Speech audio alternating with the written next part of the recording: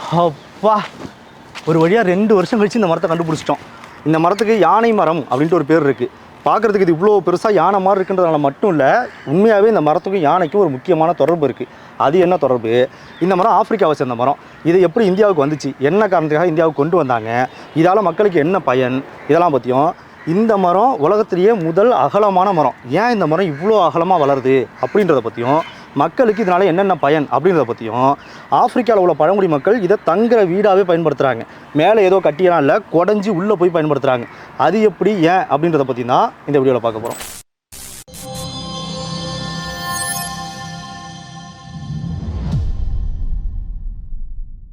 இந்த மரத்துக்கு இங்கிலீஷில் போபாப் ட்ரீ அப்படின்னு பேர். தமிழில் இதை பொந்தன் புளி மரம், பொதுக்க மரம் இப்படின்ட்டு நிறையா பேர் சொல்லி அழைப்போம். இந்த மரம் ஆப்பிரிக்காவை தாயமாக கொண்டுன்னு சொன்னோம் இல்லையா, ஆப்பிரிக்கா மாதிரியே மெடகாஸ்கரில், ஆஸ்திரேலியாலாம் இந்த மரம் இருக்குது. ஆனால் வெவ்வேறு ஸ்பீசிஸ். இந்த மரத்தில் மொத்தம் 9 வகைகள் இருக்குது, 9 பெரும் இனங்கள் இருக்குது. அதில் ஒரு 6 மெடகாஸ்கரில் மட்டுமே இருக்குது, 2 வகைகள் ஆப்பிரிக்காவில் மட்டும் இருக்குது, ஆஸ்திரேலியாவில் ஒரு வகை இருக்குது. இப்படி மொத்தம் 9 வகைகள் இருக்குது. இந்த மரத்தோட அந்த இலை எல்லாமே இந்த யானைகள், குதிரைகள் இதெல்லாம் ரொம்ப விரும்பி சாப்பிடும். அதனால் அந்த காலத்தில் அந்த அரேபிய வணிகர்கள் அவங்க போன இடத்துக்கெல்லாம் குதிரைகளை அழைச்சிக்கிட்டு போவாங்க இல்லையா, குதிரையெல்லாம் பயணம் பண்ணுவாங்க. அப்போ அவங்களோட குதிரைகளுக்கு உணவு வேணுன்றதுக்காக இதோட விதைகளையும் கையில் எடுத்துகிட்டு போயிருக்காங்க. எடுத்துகிட்டு போய் எங்கெங்கெல்லாம் இவங்க போய் தங்குறாங்களோ அங்கெல்லாம் இந்த மரத்தை நட்டு வளர்த்து அதோட இலைகளை குதிரைகளுக்கு கொடுத்துருக்காங்க. அப்படி தான் அரேபிய வணிகர்கள் இந்தியாவுக்கு வரும்போது இந்த விதைகளை கொண்டு வந்து இந்தியாவில் சேர்க்குறாங்க. இந்த மரம் நல்ல பெருசாக இருக்கு இல்லையா. ஏன் இது இவ்வளோ பெருசாக இருக்குன்னா அதுக்கு ஒரு முக்கியமான காரணம் இருக்குது. பொதுவாகவே ஆப்பிரிக்காலாம் வறண்ட பகுதின்றது நமக்கு நல்லா தெரியும். அந்த மாதிரி அதிகமான வறட்சி உள்ள பகுதியில் இது வாழுதுன்றதுனால இதோட வேரை ரொம்ப ஆழத்துக்கு இறக்கி நிலத்தடி நீரை மேல் நோக்கி உறிஞ்சி எடுத்து அந்த தண்ணியை ரொம்ப காலத்துக்கு ஸ்டோர் பண்ணி வைக்கணுன்றதுக்காக இதோட தண்டை முழுக்க தண்ணியை சேமித்து வைக்கிறதுக்காகவே இது பயன்படுத்துது. ஒரு மரம் கிட்டத்தட்ட 1,20,000 லிட்டர் தண்ணியை அதோட தண்டில் மட்டுமே சேர்த்து வைக்குமா. அப்படின்னா இது ஒரு பெரிய நீர்த்தேக்க தொட்டி அப்படின்னு சொல்லலாம். யானை இந்த மரத்தோட இலையை விரும்பி சாப்பிடுன்றதுக்காக மட்டும் இதுக்கு யானை மரம்னு பேர் இல்லை, அதுக்கு இன்னொரு முக்கியமான காரணமும் இருக்குது. தஞ்சாவூரில் சிவகங்கை பூங்கான்னு ஒரு இடம் இருக்குது. அந்த பார்க்கில் இந்த மரம் ரொம்ப பிரம்மாண்டமான வடிவத்தில் முன்னாடியே இருக்கும். அங்கே உள்ள அந்த மரத்தை பார்த்திங்கன்னா இப்போ இதோட அந்த தண்டோட அடிப்பக்கம் அப்படியே ஃப்ளாட்டாக இருக்குல்ல. ஆனால் அந்த தஞ்சாவூரில் உள்ள மரத்தோட அந்த அடிப்பக்கம் யானையோட காலில் அந்த நகங்கள் இருக்கும் இல்லையா, விரல் நகங்கள்லாம், விரல் நீட்டாக வராது ஆனால் நகங்கள் இருக்கும். அந்த நகங்கள் என்ன அமைப்பில் இருக்கோ அதே மாதிரி பார்க்குறதுக்கு யானையோட கால் மாதிரியே இருக்கும். அதனால் அங்கே உள்ள மரத்துக்கு போர்ட்லேயே யானைக்கால் மரம் அப்படின்னு வச்சுருப்பாங்க. ஆனால் அதனால் மட்டும் இந்த மரத்துக்கு யானை மரம்னு பேர் வரல. அது என்னன்றது ரொம்ப சுவாரஸ்யமான ஒரு விஷயம். முதல்ல இதை பற்றி தெரிஞ்சுக்க வேண்டிய நிறைய தகவல்கள் இருக்குது. அது எல்லாத்தையும் சொல்லிவிட்டு அப்புறமா அந்த முக்கியமான தகவல்களுக்கு வரும். இந்த மரம் தான் இருக்கிறதே ரொம்ப அகலமான மரம்னு சொன்னோம் இல்லையா.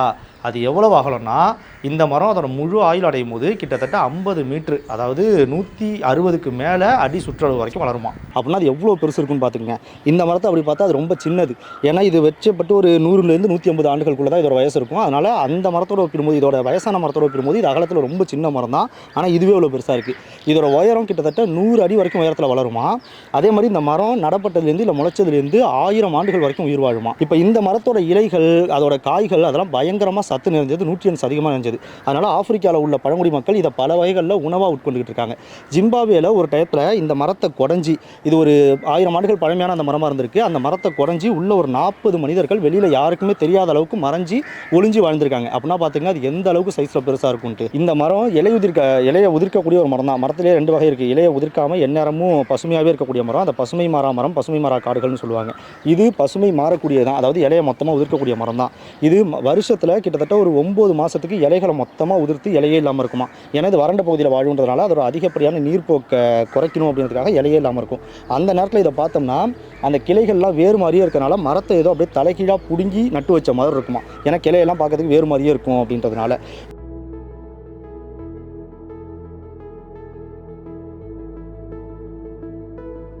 அரேபிய வணிகர்கள் தான் இதை இந்தியாவுக்கு கொண்டு வந்தாங்கன்னு சொன்னல. 700 ஆண்டுகளுக்கு முன்னாடி அரேபிய வணிகர்கள் இந்தியாவுக்கு இதோட விதையை கொண்டு வந்து நம்ம தமிழ்நாட்டில் உள்ள ராஜபாளையத்தில் நட்டுருக்காங்க. அப்போ நடப்பட்ட இந்த மரங்கள் 700 ஆண்டுகள் கழித்து இன்னும் பிரம்மாண்டமான உருவத்தில் வளர்ந்து இருக்குது அப்படின்னு கேள்விப்பட்டேன். ராஜபாளையத்தில் உள்ளவங்க யாராவது இந்த வீடியோ பார்த்துட்டு இருந்தீங்கன்னா உங்கள் பக்கம் இது இருக்கா, நீங்கள் பார்த்துருக்கீங்களான்றதை கமெண்ட்டில் சொல்லுங்கள். சரி, இப்போது முக்கியமான இந்த விஷயத்துக்கு வருவோம். யானைகளுக்கும் இதுக்கு ஒரு முக்கியமான தொடர்பு இருக்குன்னு சொன்னோம் இல்லையா, அது என்னன்னு பார்ப்போம். யானைகள் பொதுவாகவே அந்த ஆப்பிரிக்க பகுதியில் நல்ல கடுமையான வறட்சி நிலவக்கூடிய அந்த பாலைவன பகுதியில் வாழக்கூடிய யானைகளாக இருக்குது ஆப்பிரிக்கன் எலிஃபென்ட்ஸ்லாம். அதுங்க நீரை தேடி ரொம்ப தூரத்துக்கு பயணிச்சுக்கிட்டே இருக்கும். அதுங்களோட தந்தத்துலையும் கால்லையும் அதிகமான உணர் உறுப்புகள் இருக்கும். நீர் எங்கே இருக்குது அப்படின்றத உணரக்கூடிய, அதிர்வுகளை உணரக்கூடிய உறுப்புகள் இருக்கும்.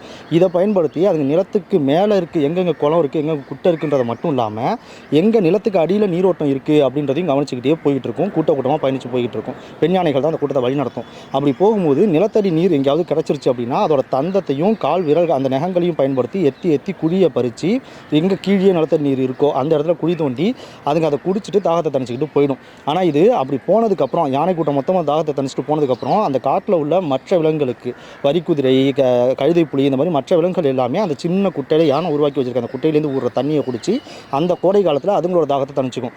யானைகள் இப்படி நிலத்துக்கு அடியில் உள்ள நீரை மட்டும் தேடாது, அதுங்க இன்னொரு முக்கியமான விஷயத்தையும் தேடும். எங்கே இந்த மரம் இருக்குது அப்படின்றதையும் தன்னோட உணர்த்திறனால தேடிக்கிட்டே போகும். எங்கேயாவது ஒரு இடத்துல இந்த மரத்தை பார்த்துருச்சுன்னா, நான் ஏற்கனவே சொன்ன மாதிரி பல லிட்டர் கணக்கில் தண்ணியை ஸ்டோர் பண்ணி வச்சுக்குது இல்லையா, அதனால் இந்த மரத்தை பார்த்தோன்னே யானைகளோட அந்த ஷார்ப்பான தந்தத்தை அதுங்க சண்டை போட மட்டும் இல்லாமல் இதை குத்தி கிழிக்கவும் யூஸ் பண்ணும். இந்த மரத்தோட பட்டையை குத்தி கிழித்து இதுக்குள்ளே அந்த பட்டையோட நாரோட சேர்ந்து அந்த பட்டை வரும். அந்த பட்டையை எடுத்து நாம் எப்படி கரும்பை கடித்து அதோட சக்கையை குடிக்கிறோம், அந்த மாதிரி தன்னோட வாயில் வச்சு அந்த பட்டையை கடித்து மென்று அதுலேருந்து வர தண்ணியை ஃபுல்லாக குடிச்சிக்கும். இப்படி யானைகள் இதை பயன்படுத்தி தன்னோட தாகத்தை தணிச்சிக்கிட்டு இருக்கு.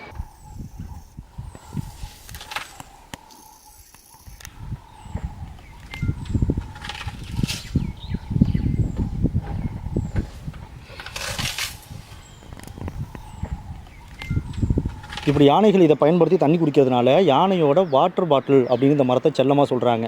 அது மட்டும் இல்லாமல் ஆப்பிரிக்காவில் உள்ள பழங்குடி மக்கள் அந்த ஆப்பிரிக்காவோட பாலைவன பகுதியில் வாழக்கூடிய மக்கள் நிறைய பேர் தங்களோட தண்ணீர் தேவை தீர்த்துக்கிறதுக்கும் இந்த மரத்தை சார்ந்திருக்காங்க. யானைகள் எப்படி இதோட பட்டையை உரித்து அதை புழிஞ்சு தண்ணி எடுக்குதோ அதே மாதிரி அதே முறையை பயன்படுத்தி மனிதர்களும் இதோட பட்டையை உரித்து தண்ணி எடுத்து குடிக்கிறாங்க. ஏன்னா அங்கே கடுமையான வறட்சி நிலவும் தண்ணி பொதுவாக கிடைக்காது, மழை இருக்காது அப்படின்றதுனால இப்படி மனிதர்கள் இந்த மரத்தை பயன்படுத்தி தண்ணி எடுக்கிறதாலையும் மனிதர்கள் தொடர்ச்சியாக காட்டுப்பகுதிகளை அழிச்சிக்கிட்டே வரதுனாலையும் யானைகள் இந்த மரத்தை இதோட பார்த்துச்சுனாலே தண்டெல்லாம் பேர்த்து எடுத்து தண்ணி குடிச்சிட்டு போயிடும். அப்படி யானை ஒரு மரத்தை தண்டெல்லாம் பேர்த்துருச்சுன்னா அது ரொம்ப ஆழமாக குறைஞ்சி போயிடுதுன்றதுனால கொஞ்ச நாள் அந்த மரம் இன்ஃபெக்ஷன் வந்து அழிஞ்சு போயிடுது. இப்படியே நடந்துகிட்டு இருக்கிறனால இந்த மரம் அழிவோட விளிம்பு நிலையில் இருக்குது. அதனால் ஆப்பிரிக்கா கவர்மெண்ட் இதை பாதுகாக்க வேண்டிய மரம் அப்படின்ற பட்டியலில் சேர்த்து வச்சுருக்காங்க. உலக அளவுலேயே இந்த மரங்கள் ரொம்ப குறைவான இடங்களில் தான் இருக்குது. நம்ம தமிழ்நாட்டிலுமே நீங்கள் ஒரு சில இடங்களில் மட்டும் தான் இந்த மரத்தை பார்க்கலாம். குறிப்பாக நான் ஏற்கனவே சொன்ன மாதிரி சிவகங்கை பூங்கா தஞ்சாவூரில், அப்புறம் இந்த ராஜபாளையத்தில், இப்போ நாங்கள் இருக்கிறது பாண்டிச்சேரியோட பொட்டானிக்கல் கார்டனில் வெளிப்பக்கத்துலையும் இருக்கும் உள்ளேயும் இருக்கும். இந்த மாதிரி ஒரு சில இடங்களில் தான் பார்க்கலாம். இந்த மரம் நம்ம நாட்டு மரம் இல்லைனாலும் இதோட நன்மைகள் கருதி இதோட பயன் கருதி நாமளும் வளர்க்கலாம், தப்பு இல்லை. இந்த மரம் எப்படி ஆப்பிரிக்காவில் உள்ள மக்களுக்கு அவங்களோட வறட்சியை தாங்கிறதுக்கு அவங்களுக்கு நீர் கொடுத்து உதவுதோ அதே மாதிரி நம்ம நாட்டில் உள்ள பனை மரம் நமக்கு கோடை காலத்துக்கு நுங்க பதனியை இந்த மாதிரி நல்ல குளிர்ச்சியான பொருட்களை கொடுத்து உதவுது. அந்த மரமும் இந்த மரம் மாதிரியே இப்போ அழிஞ்சிக்கிட்டே இருக்குது, நம்மளால் அழிக்கப்பட்டுக்கிட்டே இருக்குது. அதை எப்படி தடுக்கலாம் அப்படின்றத பற்றி நம்ம தெளிவாக ஒரு வீடியோ பேசியிருக்கோம். அந்த மரத்தோட பயன்கள் என்ன, பனை மரத்தோட பயன்கள் என்னன்றதை பற்றி நம்ம தெளிவாக ஒரு வீடியோ பேசியிருக்கோம். அந்த வீடியோ நீங்கள் பார்க்கணும்னா இந்த கார்டில் இருக்குது, கிளிக் பண்ணி பார்த்துருக்கோம்.